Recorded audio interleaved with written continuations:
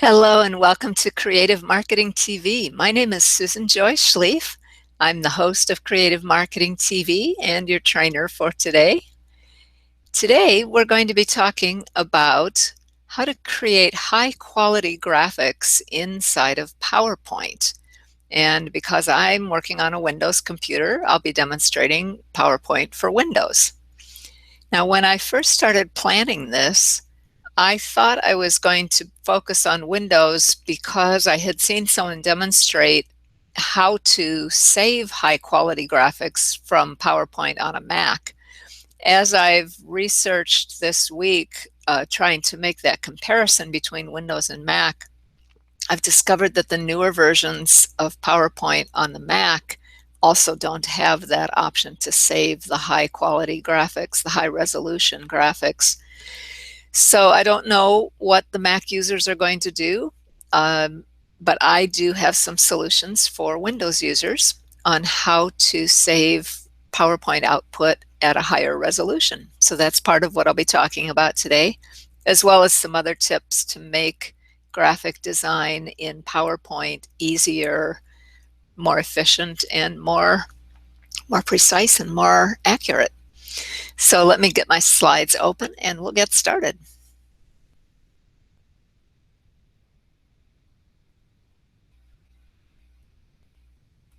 And I apologize for the weird exposure there when I'm switching this over. I don't seem to have any way to get around that, so I know it looks weird. So again, this is a live Hangout. We're talking about how to design quality graphics using PowerPoint for Windows.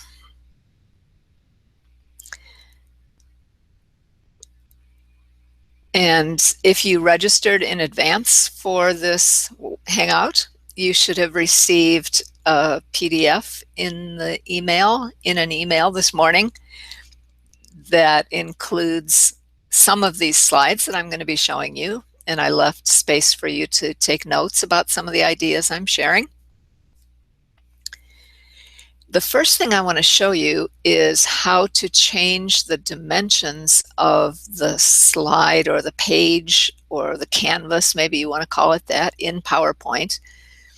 We're all used to seeing PowerPoint slides created with this typical widescreen kind of a landscape layout, right? Whether you're using the old size or the new size, it's still landscape. But PowerPoint really isn't limited to using that layout. You can create slide dimensions or page dimensions in a lot of different shapes and sizes. For instance, I often use a square, like 7-inch square size that I use to create quote graphics to share on Facebook. You can also create a portrait layout that's vertical, just like a Word document would be if you want to use PowerPoint to design an ebook, which, by the way, it's a great tool for doing that because it's much easier to format pictures accurately in PowerPoint than in Word. So let me switch over to a new PowerPoint document and show you how to change those dimensions. And I especially want to point out how to change them in pixels, especially if you're going to be using PowerPoint to create social media graphics, like maybe your cover image for Facebook or a Twitter header or LinkedIn header or even your YouTube channel header, things like that. Those dimensions are usually given in pixels. PowerPoint typically shows the dimensions of the slides or the page in inches, or if you're in a country that uses metric, then it would be shown in either millimeters or centimeters. I'm not sure which. Because I'm using inches, that's how it will come up. But there is a way to enter it as pixels and let PowerPoint automatically convert those numbers for you, so that you don't need to take the pixel dimensions and divide them by 72 like I hear some teachers explaining that you need to do. You don't need to do that yourself. PowerPoint will convert it for you. So let's go take a look at how that works.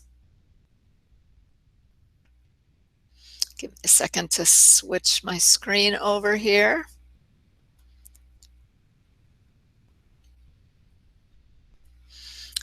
All right, so I have a blank new PowerPoint file open. And I'm going to just go ahead and do this as if I were creating a Facebook cover image, because I happen to know from memory what those sizes are. And let me just zoom out here a little bit so you can see the whole all around the edges of the canvas. This is going to vary a little bit depending on what version of PowerPoint you're using. I'm using PowerPoint 2013. I know this is the same in 2016 as well, and I believe it's pretty similar in 2010. If you have an older version than that, you may have to look up the instructions for how to do what I'm about to show you. But for me, I'm going to go to the Design menu, and then I'm going to go over to the right end of that ribbon, I guess is what they call it, right? And I'm going to click on Slide Size and go to Custom Slide Size. And I know that the width in pixels for the Facebook header is 851.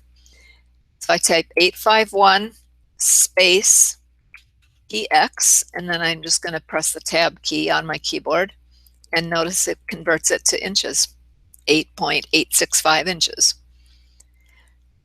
That's probably what you'd get if you got your calculator out and divided 851 by 72, but why go to all that trouble when you can let the computer do it for you?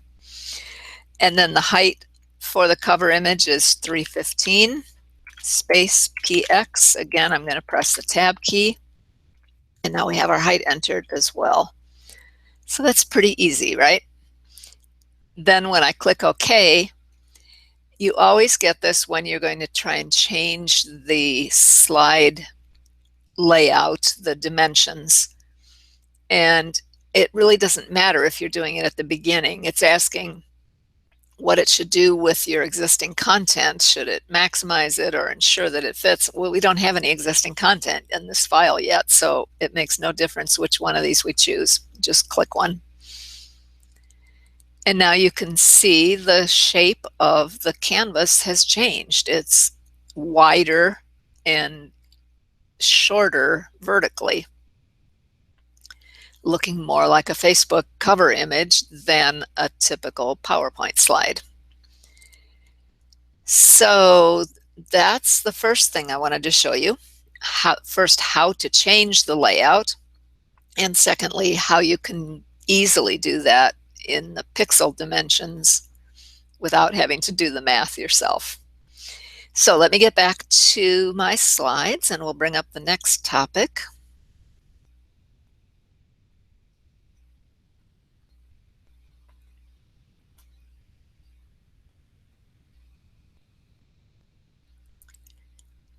And the next topic is how to set up guides in PowerPoint. Now, if you are a graphic designer and you use something like Photoshop, you're probably very familiar with using guides and how to add them to Photoshop, but you can also add them to PowerPoint. I didn't know this until about 6 months ago, so I was really happy to find that out. It definitely helps me to be much more careful and precise about how I'm laying out my graphic elements. And those of you that know PowerPoint but maybe aren't used to using guides, it will be fun for you to experiment with that too and see, especially as you start creating more graphic designs other than just slides. They come in very handy, the guides do.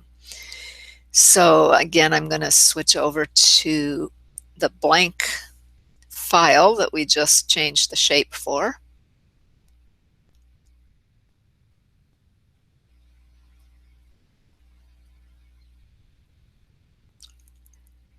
And we'll just leave it in this Facebook layout. That'll work fine. but I'm going to zoom in a little closer so that you can see what I'm doing. So there are a couple of ways that you can add guides. You can add them directly on the slide page, like I'm about to show you. You can also add them inside the slide master. And on the slide page, you can do it two different ways. So I'll start with right-clicking. Well, first I want to point out actually that there are, let me zoom this out just a little bit. There are two guides that are added automatically on every slide page. And they're both at 0. Here's the horizontal one at 0 and the vertical guide added at 0. Or actually, I think this is considered a horizontal guide and this is the vertical guide. But they're both at the center of the two sides of the layout. When you right-click, you can really do it anywhere on the slide page. Right-click and it automatically brings up a little pop-up menu. One of the choices on there is Grid and Guides. And when I hover my cursor over that, we see that we have options that include add a vertical guide and add a horizontal guide. So let me go ahead and add a vertical guide. And you see it pops up here right next to the other one that's already there. When I put my cursor over it and I get that double-headed arrow, then I can click and drag and move that line over to wherever I want it. Then let's right-click again. Grids and Guides, we'll add another vertical. It always puts it over to the right when you do it that particular way. And then this time I'm going to drag it over to the left. Okay, so we've just added two guides. Now we can also right-click on the guide and choose color. And we have, looks like 8 or 9 different colors there to choose from. Let's go ahead and make these two we just added red.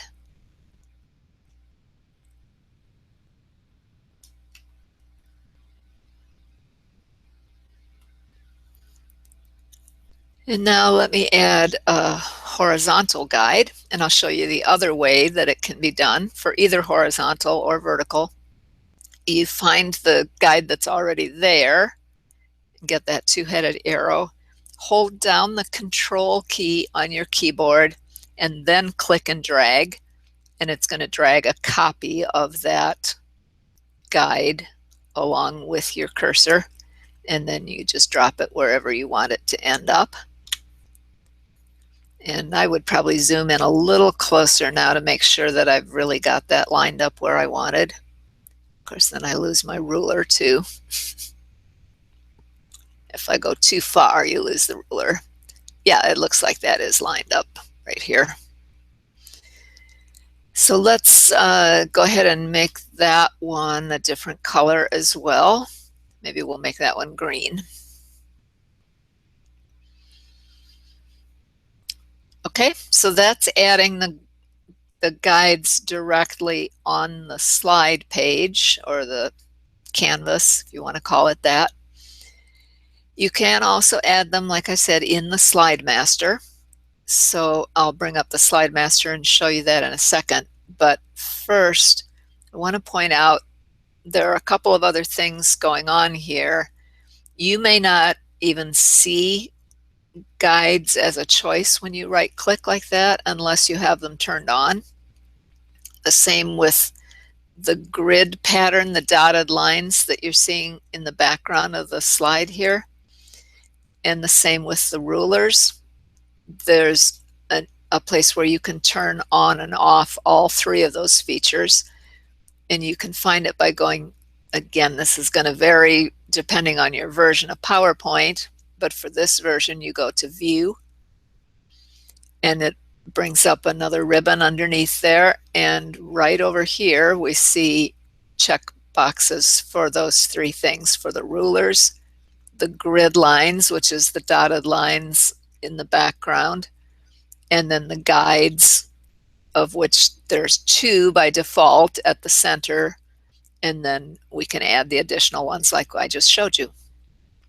So if you're going to use these, you need to make sure those are checked. I like using all three because I think they all are helpful with aligning objects on the screen.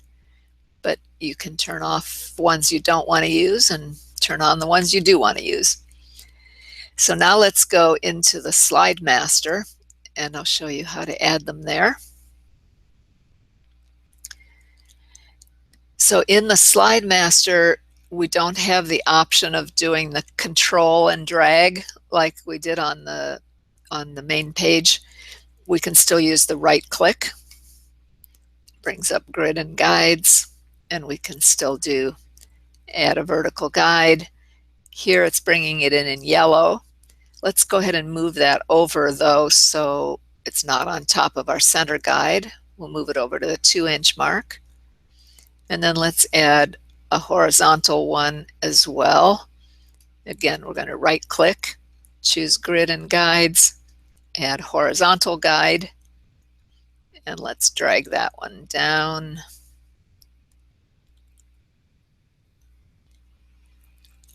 And it looks like it's bringing those in as orange, so we can go ahead and leave it that way. We don't need to change that color. Then let's close the master view. And now we can see the lines that I added here, plus the new orange ones that we added in the slide master. Those are appearing here as well. And if I add a new slide,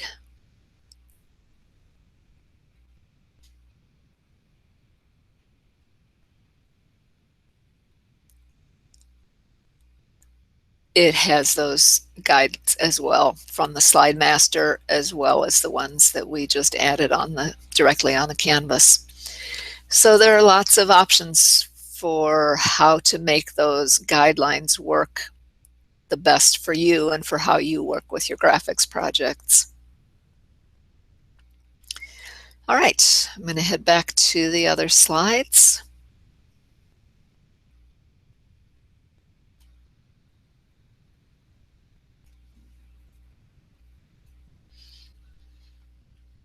And let's move on to an easy tip here, but one that I have really found invaluable as I've started creating more and more graphic designs in PowerPoint, and that is to zoom way in on the screen. I just showed you that. You saw me using it, but let me make sure you know where to find that so you can do it yourself.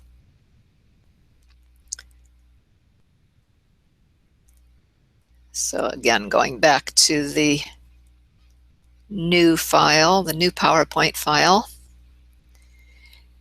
Right now we're zoomed in fairly close. The line, the scale that we want to use is down in the lower right corner here. There is a plus sign and a minus sign, but I find those are a little jerky to use. They sometimes don't work real well. I find it much more effective to grab the middle here and use the slider and just pull it across. So we can zoom way out. And this is particularly helpful if you've got an object maybe that you're animating from off screen and having it fly in or something, then you want to have the space around the side of the slide to put that object. And then, as I was saying earlier, if you want to look closely at the alignment, maybe you have a series of pictures or something and you want to make sure they're all lined up correctly to each other, then you're going to want to zoom in closer. So slider for how close you want to zoom in should be in the lower right hand corner of your screen.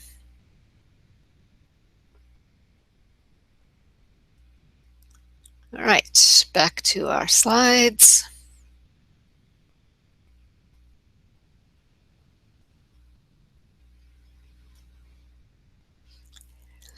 The final thing I want to talk about today has to do with getting that high resolution output that I talked about at the beginning. And that's going to be important if you're going to create any graphics from PowerPoint that you want to print. Now, as long as you're just doing web-based graphics, something that's going to display online, then you can usually get away with the default output. And the way the resolution or output is measured on a screen, on a monitor, it's referred to as pixels per inch. When you're printing, it's referred to as dots per inch. And for print resolution, you want that DPI number, that dots per inch, to be 300. The default PowerPoint output is only 96 DPI, and that's not nearly enough quality for print. So I had, like I mentioned earlier, I had seen someone demonstrate how to save that from PowerPoint on the Mac. And what he showed on the screen was he had an option where he could choose print resolution. And this was a little over a year ago that I had taken that class and saw that. But when I went to try and do that myself on my PC, I didn't have a screen that looked anything like that. So that's when I started trying to figure out how could I get a higher quality output on a PC the way that he was apparently able to do on a Mac. Like I mentioned at the beginning, now it seems like Mac users don't have that option anymore either.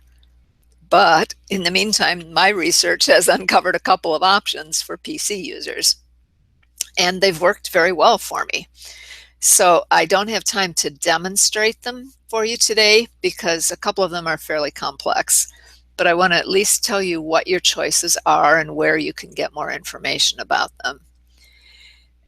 So we know that the default output is there at 96 DPI, and that should be acceptable most of the time for web-based graphics.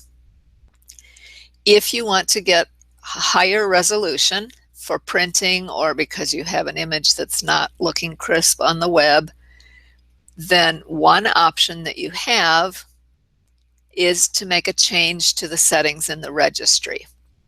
Now, I know a lot of people don't like to work with the registry, and you do have to be careful when you're doing that. You'll want to make a backup of your system first, just in case anything goes wrong.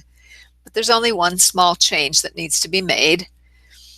I can get you the instructions if that is something that you want to try. It's not difficult, you just need to be careful. And I actually changed mine a couple of months ago, and it worked fine. I didn't have any trouble, and I am getting a higher resolution output now. But the problem is, once you change that in the registry, then every PowerPoint file you create is going to be saved at 300 DPI, and that's really not necessary. You don't need that higher resolution unless you're going to print it. So I'm actually thinking about changing mine back to use the solution that I had been using earlier in the year, and I'll tell you about that one in just a minute.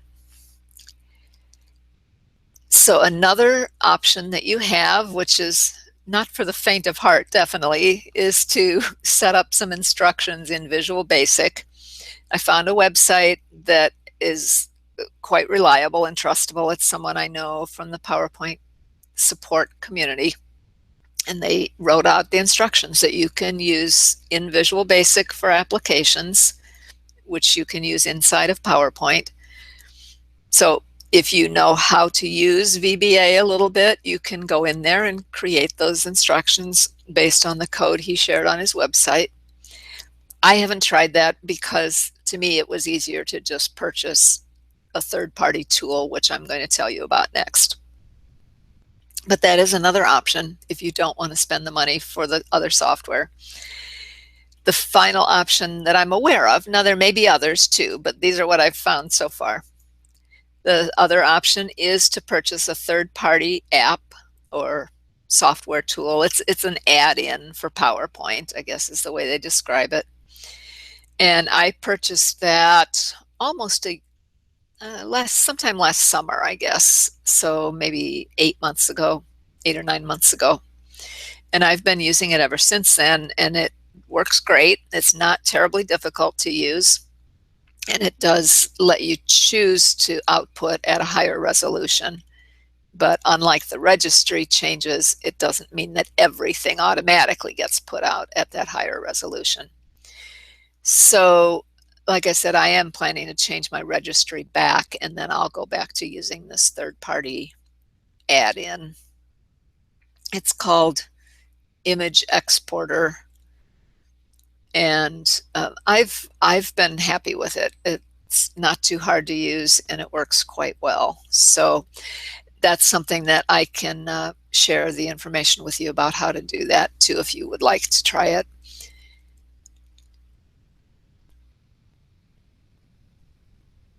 So that is what I have to share today.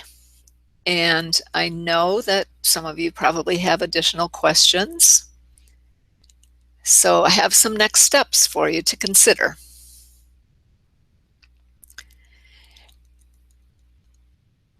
I put together a course that goes into more detail about designing visual content, as I've been really working with this a lot for the last 6 months.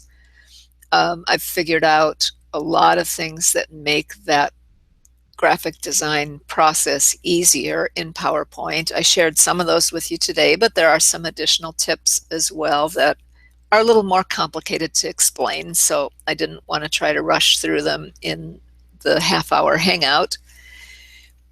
So I decided to put together a course where we go into more details, and part of that course will be to also demonstrate that add-in, the image export, and I'll show you how to use that, as you'll get to see whether it's something that you would like to consider.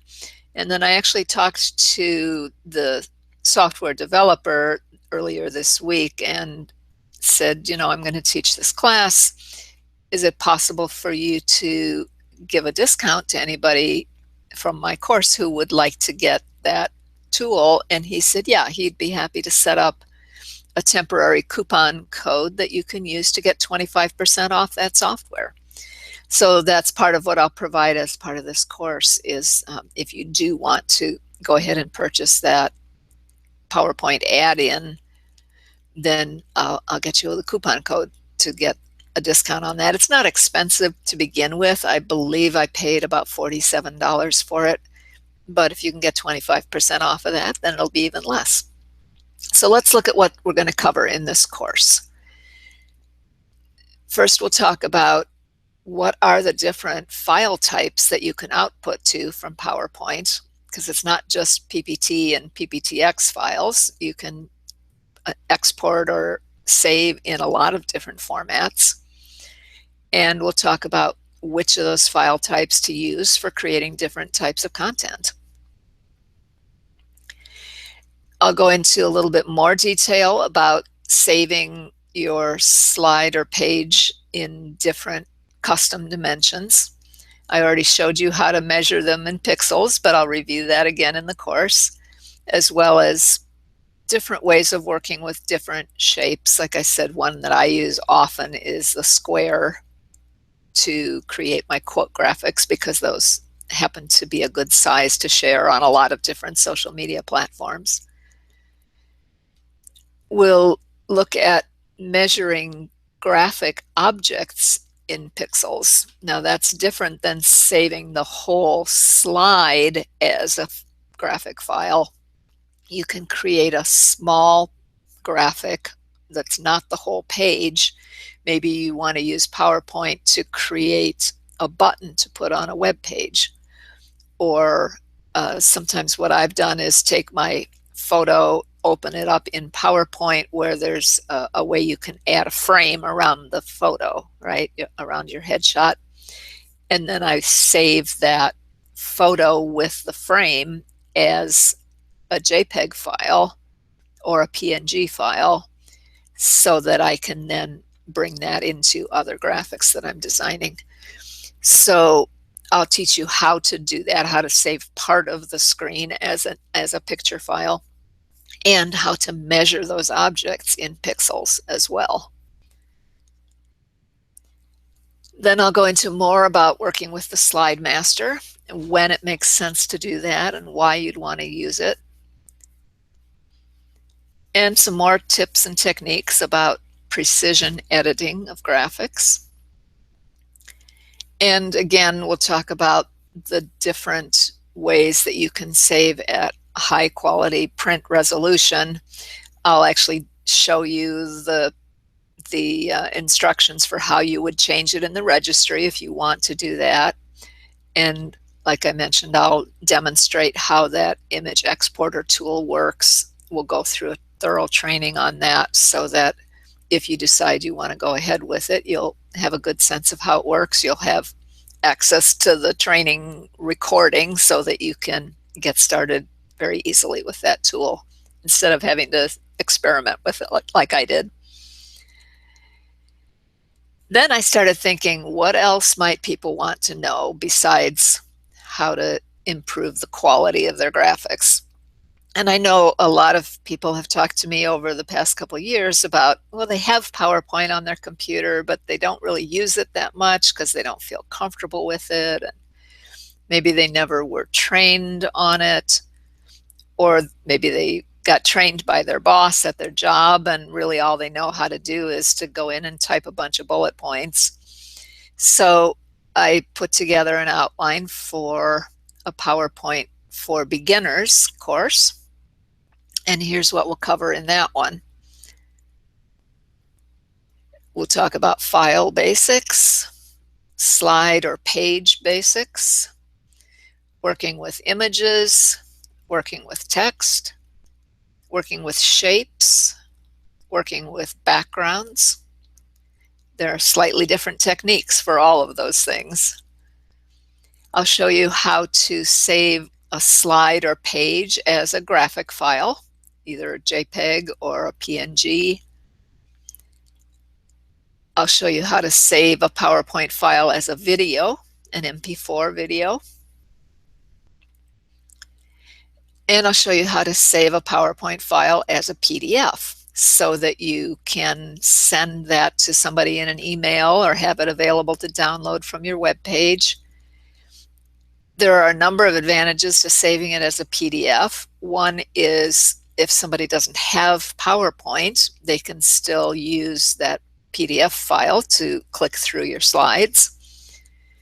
But it's also important if you're using any licensed graphics in your PowerPoint slides, your license for those graphics usually is going to say that you can't share that graphic file with anybody else. If you share those slides with them in PowerPoint format, they have access to that graphic and they can just copy it out of the PowerPoint slide and use it. And so you would be in violation of the license for your image that you may have paid for and downloaded, and you have a license to use it. But the way you can get around that is to save your slides in a PDF, and then nobody can copy that image out of there. So that's really important to know how to do that. And then the last part of that course is going to be just a series of tips about how to create an engaging slideshow. Particularly in this class, we'll focus on a web-based slideshow that you might put on your website or on slideshare.net. It could be with narration or without. So then I started thinking, what would be the next thing to learn for people who are comfortable with some of those basics and they want to learn more advanced ideas in PowerPoint. And so I put together an outline for an intermediate PowerPoint course. And in this one, we'll cover layering and grouping, which is really important to understand when you start putting graphics together in PowerPoint.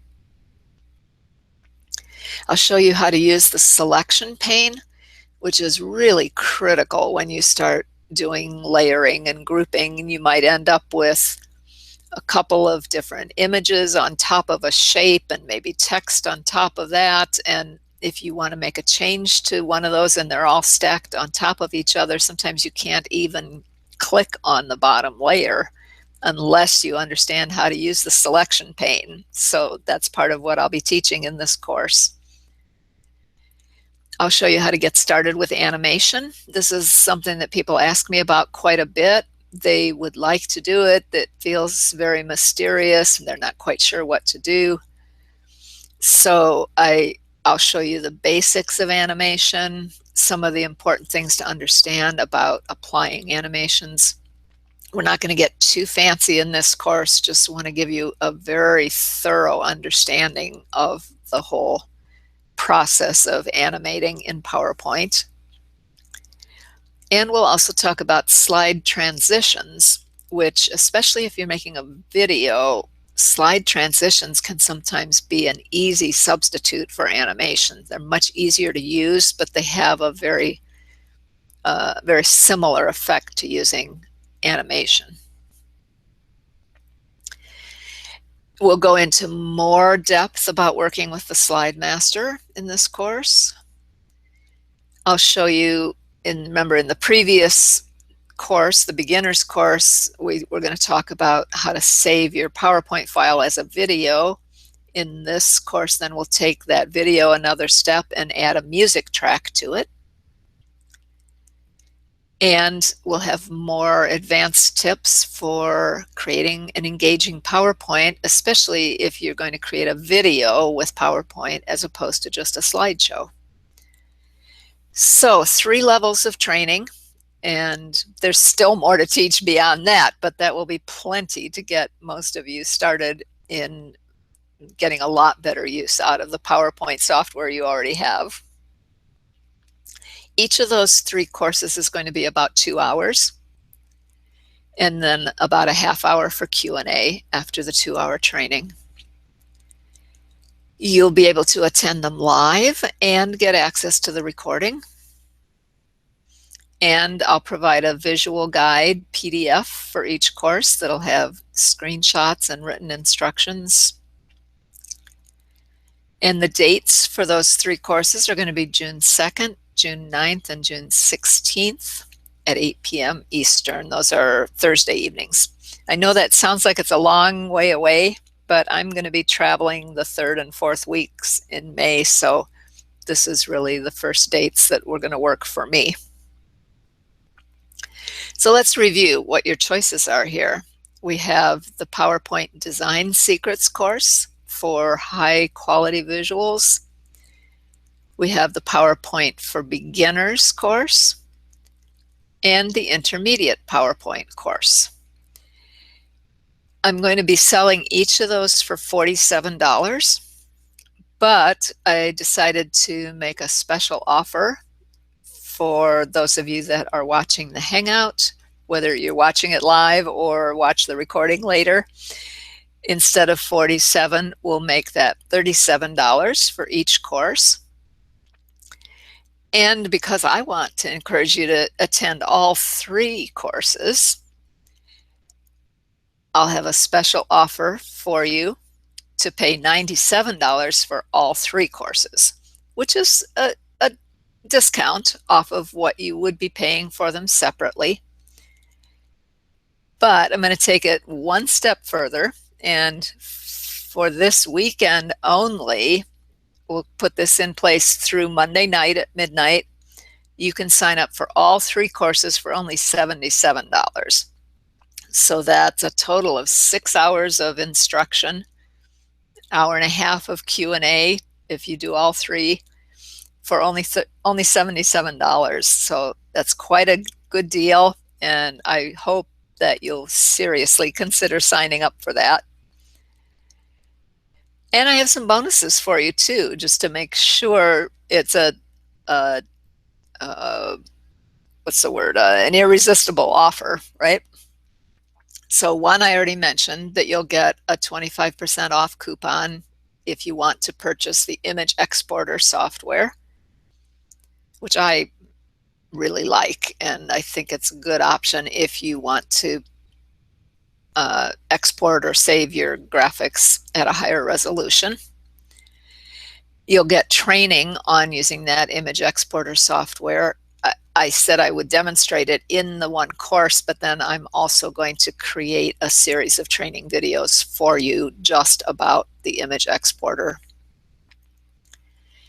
I'm also going to give you a set of 5 templates with different dimensions that you can use. For instance, one I'm sure will be a Facebook header image template. I haven't decided for sure what the others will be yet. In fact, I might solicit your input on that once you register to see which types of templates you would be interested in. Maybe one will be an ebook, I would guess, but we'll see what people who sign up, what they're interested in getting. And then there will also be a private Facebook group, not a separate group for each course. It'll just be one group that anybody who signs up for any of those courses can be part of. And you'll get lifetime access to the recordings, as well as ongoing access to the Facebook group for as long as Facebook is around, which I assume will be pretty indefinitely. So again, there's a weekend special in effect until midnight on Monday for only $77 to sign up for all 3 courses. If you have any questions about it, please feel free to email me at success@presentationswithresults.com. I'll be happy to answer any questions for you. And there is the URL where you can sign up for the courses, presentationswithresults.com /PPT special.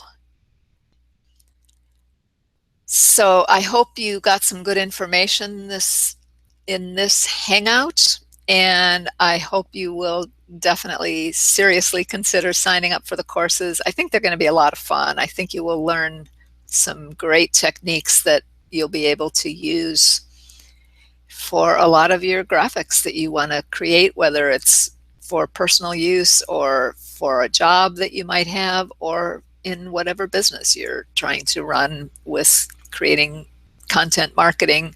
PowerPoint's a great tool for creating your visual content.